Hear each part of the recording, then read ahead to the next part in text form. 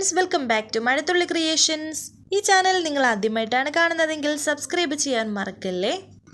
ആവണിയെ ജീവനോടെ വേണമെങ്കിൽ നീ എൻ്റെ മുന്നിലേക്ക് വരണം എന്ന് അർച്ചനയോട് മധു ആവശ്യപ്പെടുന്നുണ്ട്. അർച്ചന ഫോണിൽ സംസാരിക്കുന്നത് മാത്രമാണ് അവന്തിക അവിടെ നിന്ന് കാണുന്നത്. അവന്തിക എന്തായാലും മുഖംമൂടിയിട്ട് ഒരാൾ ആക്രമിച്ചിരുന്നു. അതാരാണെന്ന് അവന്തികയ്ക്കാണെങ്കിൽ മനസ്സിലായിട്ടുമില്ല. പുറത്തേക്ക് ഓടി വന്നപ്പോൾ അർച്ചന ഫോണിൽ സംസാരിച്ച് നിൽക്കുന്നതല്ലാതെ മറ്റാരെയും അവന്തികയ്ക്ക് അവിടെ കാണാൻ സാധിച്ചിരുന്നില്ല. നിന്നെ ഞാൻ പെട്രോൾ അടിച്ച് കത്തിക്കും, നിന്നെ മാത്രമല്ല ആ കൊച്ചിനെയും. ആ കൊച്ചു കരയുന്നത് നിനക്ക് കേൾക്കണോ എന്ന് പറഞ്ഞിട്ട് ആവണിയുടെ കരച്ചിൽ കേൾപ്പിച്ച് കൊടുക്കുകയാണ് അർച്ചനയെ. മോളെ എന്ന് പറഞ്ഞ് വിഷമിച്ച് നിൽക്കുകയാണ് അർച്ചനയും. ഇതിനെ ജീവനോടെ കാണണമെന്നുണ്ടെങ്കിൽ 1 മണിക്കൂറിനുള്ളിൽ നീ എൻ്റെ മുന്നിലെത്തണം, ഇല്ലെങ്കിൽ ആ കൊച്ചിൻ്റെ ശവം മാത്രമേ നിനക്ക് കിട്ടൂ എന്ന് പറഞ്ഞ് മധു ഫോണും വെച്ചു. അർച്ചന ടെൻഷനോടെ നിൽക്കുമ്പോൾ അവന്തിക അർച്ചനയുടെ മുന്നിലെത്തി. നീ ആരോടാ ഇത്ര ദേഷ്യത്തിൽ സംസാരിച്ചത്? ആ കൊച്ചിനെ തിരിച്ചു കിട്ടിയോ എന്ന് അവന്തിക ചോദിക്കുന്നു. ആ ചെങ്കൽ മധുവ കൊച്ചിനെ തട്ടിക്കൊണ്ടുപോയത്, ഇനിയിപ്പോൾ അതിനെ തിരിച്ചു കിട്ടുമോ എന്തോ എന്ന് അവന്തിക പറയുമ്പോൾ അർച്ചന ദേഷ്യത്തോടെ അവന്തികയോട് പറയുന്നു, എൻ്റെ ആവണി മോൾക്ക് ഒരു പോറൽ പോലും സംഭവിക്കാൻ ഞാൻ സമ്മതിക്കില്ല. അവളെ ഞാൻ തിരിച്ചു കൊണ്ടുവന്നോളാം. എങ്ങനെ കൊണ്ടുവരാനാ? ഒരു മനുഷ്യത്വമില്ലാത്ത ക്രിമിനലിൻ്റെ കയ്യിലാണ് ആ കുട്ടി. ചിലപ്പോൾ നീ ചെന്ന് അവരുടെ കാല് പിടിച്ചാൽ ചിലപ്പോൾ കുട്ടിയെ തിരിച്ചു കിട്ടിയെന്നിരിക്കും. എടുത്തി അങ്ങനെ എൻ്റെ കണിയാക്കണ്ട. എനിക്ക് ഈ ലോകത്തെ ഏറ്റവും വലുത് എൻ്റെ ബന്ധുക്കൾ തന്നെയാണ്. വൃന്ദാവനത്തിലായാലും ഇവിടെയാണെങ്കിലും ആർക്കെങ്കിലും എന്ത് ആപത്ത് വന്നാലും എനിക്ക് സഹിക്കില്ല. എന്ത് പ്രശ്നവും പരിഹരിക്കാൻ എന്നെക്കൊണ്ട് കഴിയാവുന്നതുപോലെയൊക്കെ ഞാൻ ശ്രമിക്കും. എൻ്റെ ആവണിമോളെ കൊണ്ടുപോയത് ചെങ്കൽ മധു അല്ല, അതിനേക്കാൾ വലിയ ഗുണ്ടയായാലും ശരി, ഞാൻ അവൻ്റെ അടികിലേക്ക് പോകും. അവരോട് സംസാരിക്കുകയും ആവണിയെ തിരിച്ചു കൊണ്ടുവരികയും ചെയ്യും. ഇത് കേട്ട് പുച്ഛത്തോടെ അവന്തിക പറയുന്നു, പിന്നെ കൊണ്ടുവരും. നീ അങ്ങോട്ട് കൊണ്ടുപോവാ. ചെന്നാലുടൻ തന്നെ അവൻ കുട്ടിയെടുത്ത് നിന്റെ കയ്യിലോട്ട് വെച്ച് തരും. നിന്റെ വെല്ലുവിളി അവൻ്റെ അടുത്ത് നടക്കത്തില്ല. അവനെ ആള് വേറെയാ. അവൻ ദൈവമൊന്നും അല്ലല്ലോ, അവൻ മനുഷ്യൻ തന്നെയല്ലേ. ഈ രാജ്യത്തെ നിയമവും എല്ലാം അനുസരിക്കാൻ അവനും ബാധ്യതയുണ്ട്. ഞാൻ അവനെ പഠിപ്പിച്ച് കൊടുത്തേക്കാം. ഇനി അതല്ല, ഞാൻ അവൻ്റെ കാല് പിടിച്ചിട്ടാണ് കുട്ടിയെ തിരിച്ചു കിട്ടൂ എന്നുണ്ടെങ്കിൽ എൻ്റെ ആവണി മോൾക്ക് വേണ്ടി ഞാൻ അതും ചെയ്യുമെന്നും അർച്ചന പറയുന്നു. എന്നിട്ട് അർച്ചന അവിടെ നിന്ന് പോവുകയാണ്. ശേഷം കാണിക്കുന്നത് കുഞ്ഞിനെ അന്വേഷിച്ച് നടക്കുകയാണ്, ആവണിയെ അന്വേഷിച്ച് നടക്കുകയാണ് സച്ചി. ആ സമയത്താണ് പോലീസ് സച്ചിയെ വിളിക്കുന്നത്. കുട്ടിയെ കൊണ്ടുപോയിരിക്കുന്നത് മധുവിൻ്റെ ആൾക്കാർ തന്നെയാണെന്ന് ഉറപ്പായിരിക്കുന്നു. ഞാൻ അവരെ ഫോളോ ചെയ്തുകൊണ്ടിരിക്കുകയാണ്. കാര്യം പറഞ്ഞിട്ട് അവർ ഫോൺ വെച്ചു.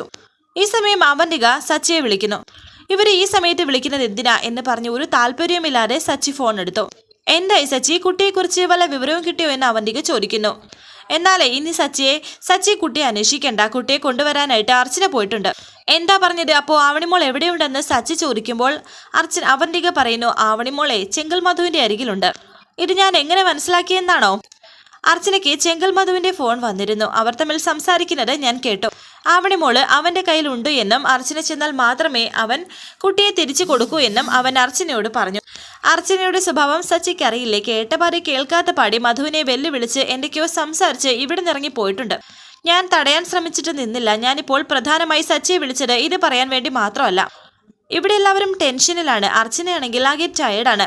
ഗർഭിണിയായിരിക്കുന്ന ഈ അവസ്ഥയിൽ അവൾ ഇങ്ങനെ ഇറങ്ങിപ്പോയാൽ എന്ത് ചെയ്യും? അതും ആ ഗുണ്ടകളുടെ അടുത്തേക്ക്. അവരെ പോലെയുള്ള ഗുണ്ടകളുടെ സ്വഭാവം അറിയാലോ സച്ചിക്ക്. ഒരു മര്യാദയില്ലാത്ത സ്വഭാവമാണ്. അവർക്കിടയിലേക്ക് ചെന്ന് കയറി എന്തെങ്കിലും സംഭവിച്ചാൽ എനിക്കത് ഓർക്കാൻ കൂടിയാകുന്നില്ല.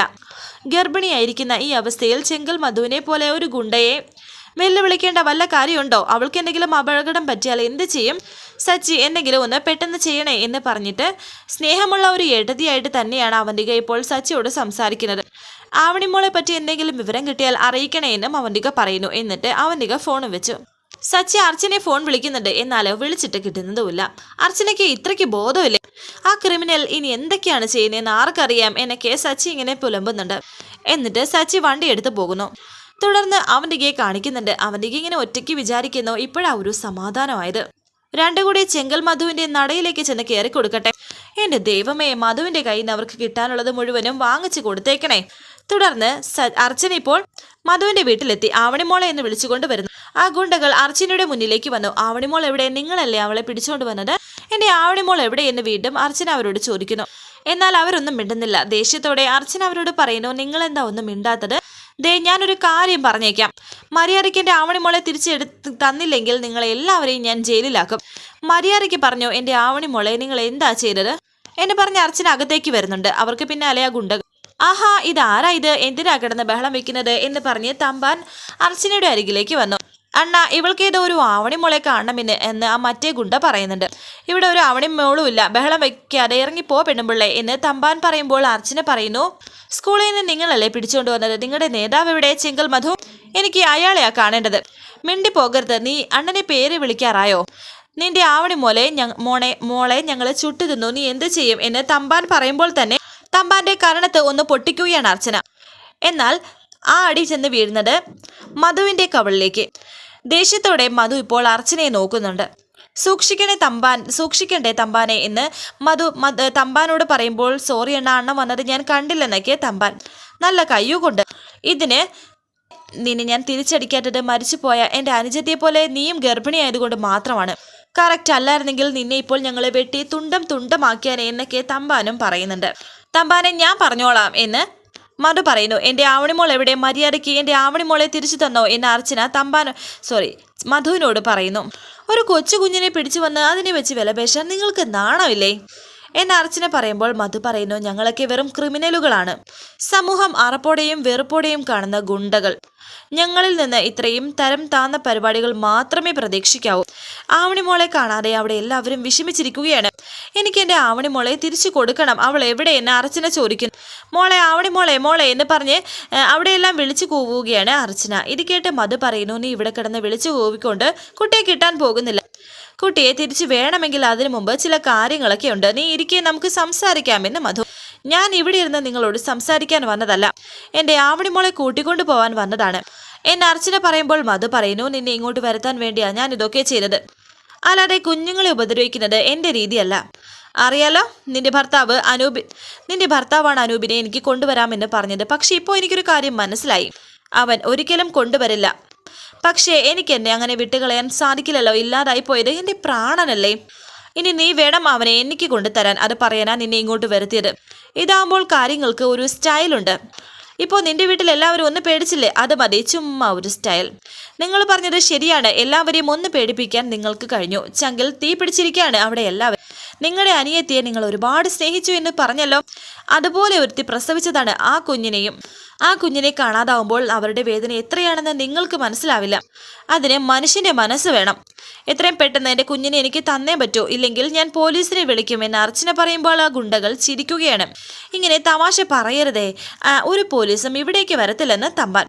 പോലീസിനെ വിളിക്കാം, അതിനു മുമ്പ് നീ ഇരുന്ന് കേൾക്ക് എന്ന് പറഞ്ഞിട്ട് തമ്പാൻ ആ ഒരു വോയിസ് കേൾപ്പിച്ചു കൊടുക്കുന്നു. അയ്യോ എന്നെ രക്ഷിക്കണേ അച്ചു ആൻറ്റി എന്ന് ആവണി കരഞ്ഞുകൊണ്ട് പറയുന്ന ഒരു വോയിസ് ക്ലിപ്പാണത്. എൻ്റെ ആവണി മോളെ നിങ്ങൾ എന്താ ചെയ്തതെന്ന് പറയേ എന്ന് പറഞ്ഞിട്ട് മധുവിൻ്റെ കോളറിനെ പിടിക്കുകയാണ് അർച്ചന. അറിയണോ, നിന്റെ ആവണി മോള് ഇപ്പോൾ എവിടെയുണ്ടെന്ന് അറിയണോ എന്ന് മധു. നിങ്ങളൊരു മനുഷ്യല്ലെന്ന് എനിക്ക് മനസ്സിലായി, ഒരു കുഞ്ഞിനെ ഇങ്ങനെ ഉപദ്രവിച്ച് കരയാൻ ഒരു ചെകുത്താന് മാത്രമേ സാധിക്കൂ എന്നും അർച്ചന. പക്ഷേ ഞാൻ എൻ്റെ ആവണി മോളെയും കൊണ്ട് മാത്രമേ ഇവിടെ നിന്ന് തിരിച്ചു പോകത്തുള്ളൂ. അവളുടെ ദേഹത്തൊരു പോറ പറ്റിയാൽ അർച്ചന ആരാണെന്ന് നീ അറിയും. നിന്നെ കൊല്ലാനും ഞാൻ മടിക്കില്ലെന്ന് അർച്ചന. ഓഹോ അങ്ങനെയാണോ, തമ്പാനെ പറഞ്ഞത് കേട്ടോ എന്നൊക്കെ മധു പരിഹാസത്തോടെ പറയുമ്പോൾ തമ്പാൻ പറയുന്നു, അണ്ണൻ ആരാണെന്ന് ഇവൾക്ക് മനസ്സിലായിട്ടില്ല, അതുകൊണ്ടാണ് ഇങ്ങനെ കോമഡി പറയുന്നത്. ഒരു കുടുംബത്തിന്റെ മുഴുവൻ സങ്കടത്തിന്റെ മുകളിലാണ് നിങ്ങൾ നിന്ന് ചിരിക്കുന്നത്. ഒരമ്മയുടെയും കണ്ണുനീരിന്റെ വില എന്താണെന്ന് നിങ്ങൾക്കറിയില്ല.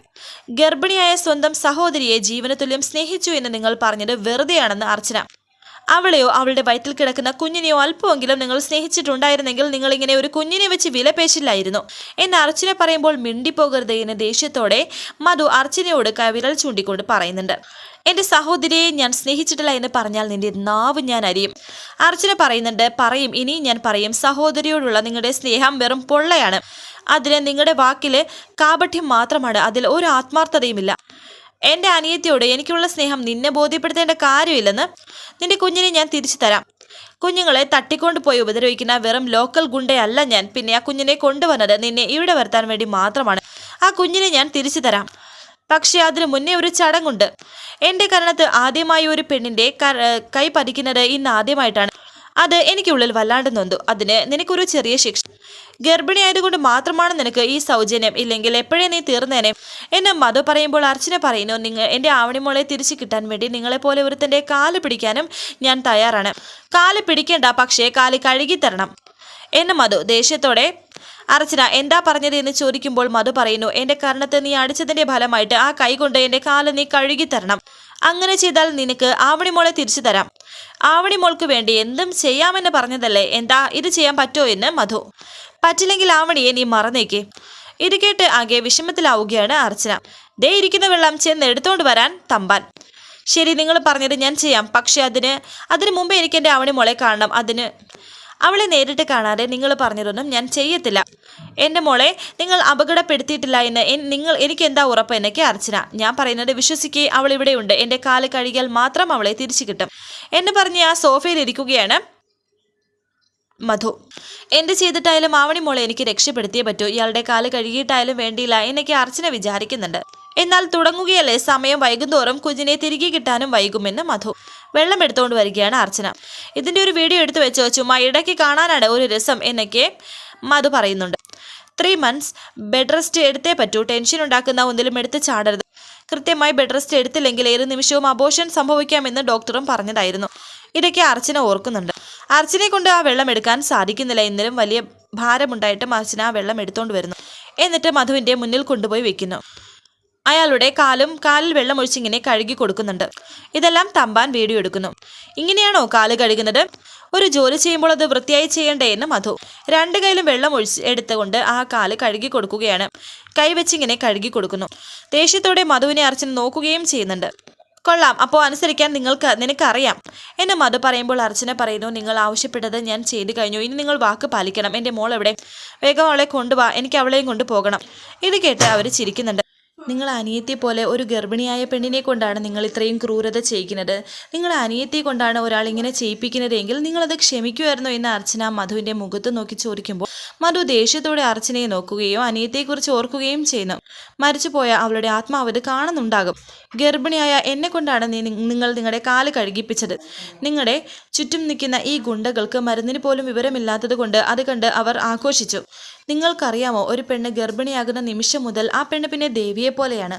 അവളെ ആരും വേദനിപ്പിക്കാറില്ല, ഉപദ്രവിക്കാറില്ല, അപമാനിക്കാറില്ല. നിങ്ങളിപ്പോൾ എന്നെ കൊണ്ട് ചെയ്യിപ്പിച്ചത് നിങ്ങളുടെ അനിയത്തിയെ അപമാനിക്കുന്നതിന് തുല്യമാണ്. ഇതൊക്കെ അർച്ചന പറയുമ്പോൾ അയാൾ അതൊക്കെ കേട്ടിങ്ങനെ ഞെട്ടി നിൽക്കുകയാണ്. വരാനിരിക്കുന്ന പുതുപുത്തൻ എപ്പിസോഡുമായി വീണ്ടും കാണാം. Thank you for watching. Please subscribe, like, share my channel.